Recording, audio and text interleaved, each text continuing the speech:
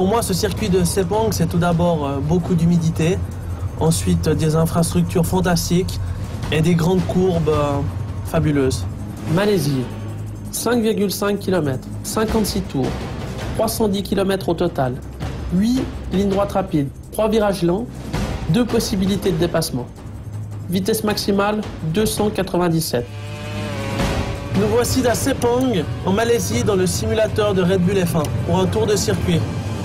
Premier virage très important ici à Sepang, c'est une sorte de tire-bouchon qui ensuite se referme en plus finir pour terminer jusqu'à 60 km/h avant de repartir dans un petit virage qui conditionne une longue ligne droite. C'est un circuit que j'aime tout particulièrement parce que c'est vrai que c'est différent du reste. Un autre virage à droite qui est très difficile, très important de bien ressortir, de ne pas trop toucher les bordures, sinon on risque de perdre la voiture. On a maintenant la partie que j'adore, c'est vraiment une partie très rapide, à fond, avant d'arriver dans un double droite. Ce double droite est aussi très rapide, la voiture est très instable ici. Mais dans l'ensemble, le tarmac est bien tranquille, donc il n'y a pas de problème. On ressort maintenant de ce petit épingle qui nous donne sur un double droite où c'est très difficile de trouver la limite. La trajectoire est très importante.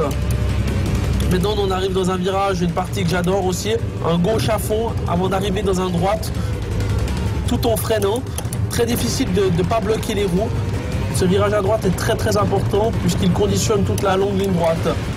Les vibreurs sont grands, il faut les utiliser un maximum ici à Sepang pour être rapide. Et par conséquent, c'est difficile à ne pas faire d'erreur. On arrive maintenant dans le dernier virage, une petite épingle à gauche, qui est aussi de nouveau très importante puisqu'il conditionne toute la longue ligne droite pour terminer ce tour ici en Malaisie à Sepang.